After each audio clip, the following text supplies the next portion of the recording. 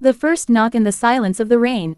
A thick blanket of fog hung over the city streets, and the cold December wind rattled against the window panes, creating a haunting, melancholic sigh.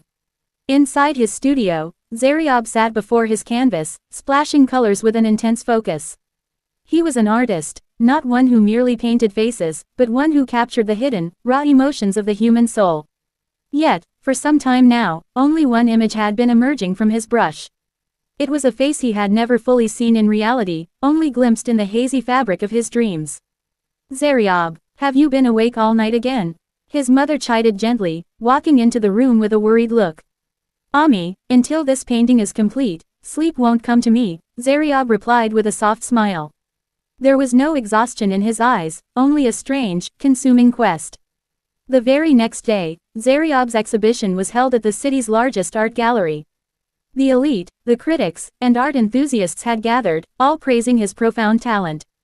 Standing in a quiet corner with a mug of tea, Zaryab was observing the crowd when his eyes suddenly locked onto the entrance. There she stood, dressed in a simple white khadar suit with a shawl draped over her shoulder. Her eyes carried a profound sadness, as if she had traveled through centuries entirely alone. She was Anaiza. She was the living, breathing reality of the incomplete face on Zaryab's canvas. Zaryab's heart skipped a beat. Magnetized, he began walking toward her. "Do you like this painting?" Zaryab asked softly, stepping up beside her as she stood staring at the central canvas. Anaiza turned her head. Her deep, lake-like eyes possessed an enchanting aura. She spoke softly, "It is beautiful, but it lacks one thing." "What is it?" Zaryab asked impatiently. "Attainment," Anaiza replied with a bittersweet smile. "The love depicted in this painting speaks of an unattainable destiny. And that which is unattainable, no matter how beautiful, ultimately leaves a person hollow inside." That was their first encounter, a moment where words were sparse, but the chords of their souls vibrated in perfect harmony. Time flowed like water, and a series of meetings began to weave Zaryab and Anaiza together. Anaiza was a professor of Urdu literature at a local university, possessing a rare ability to give poetic structure to Zaryab's raw emotions. The two would sit for hours in an old cafe in the heart of the city, sipping tea and losing themselves in discussions about philosophy, art, and life. Zaryab had fallen deeply, irrevocably in love with Anaiza, a love that originated on earth but reached for the heavens. He was captivated by the way she laughed, the grace with which she spoke, and even the profound weight of her silences. "Anaiza, when you fall silent, it feels as though the entire artistry of the universe has ground to a halt," Zaryab confessed one evening, his voice heavy with devotion. Anaiza placed her teacup on the table and looked out the window at the falling rain. A deep, agonizing shadow crossed her face. "Zaryab, do not bring me so close to yourself," she said, her voice trembling slightly. "Why, Anaiza? Love demands closeness," Zaryab said, reaching out to gently hold her hand. Anaiza pulled her hand back. "Because some people are meant only to be paths, not destinations. I am a chapter in your life that you can read, but one you can never keep." At the time, Zaryab brushed her words aside as the dramatic expressions of a literary mind. He did not know that behind those words lay a cruel, impending storm of fate. Life rarely aligns with our deepest desires. Anaiza belonged to a highly traditional, strict, and influential family. Her father, prioritizing family pride above all else, arranged her marriage to her cousin, Daniel, a wealthy, arrogant man who was used to getting whatever he wanted. Anaiza resisted fiercely, but when pitted against family honor and her father's fragile health, she was forced to bow her head. When Anaiza broke the news to Zaryab, the ground slipped beneath his feet. "How can you do this, Anaiza? You love me," Zaryab yelled, tears streaming uncontrollably down his face. "I do love you, Zaryab, and that is precisely why I am making this sacrifice," Anaiza wept. "Daniel is a ruthless man.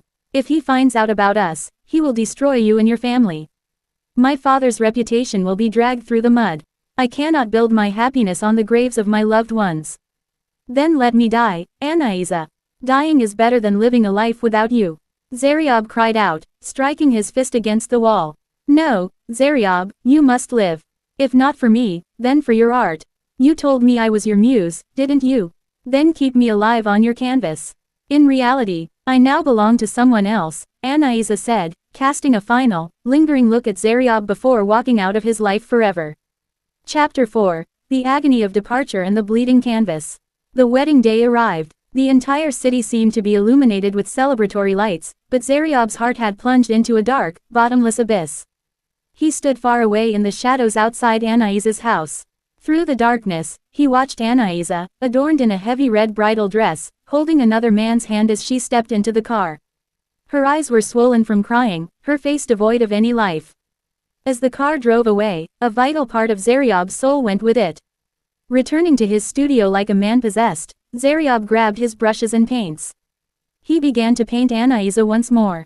This time, there was no serenity on her face. She was dressed as a bride, but tears of blood streamed from her eyes. He stayed awake all night, pouring his agony into the painting. At the bottom of the canvas, he painted the title, Ishq-e-La-Haasil. After that day, Zaryab severed his ties with colors. His canvases dried up, his brushes snapped, and his gallery fell into ruin. He became a living corpse, wandering aimlessly through the forgotten streets of the city. The chasm of years and the final reunion. 5 years passed. Zaryab was no longer the vibrant young artist he once was. Streaks of silver lined his hair, and deep lines of sorrow were etched into his face.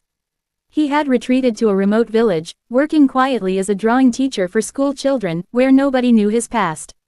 One day, he received a letter from the old art gallery in the city. They were organizing a grand exhibition themed around unrequited and unattainable love. The gallery owner requested permission to feature Zaryab's final masterpiece from 5 years ago as the centerpiece. With a heavy heart, Zaryab agreed and decided to attend.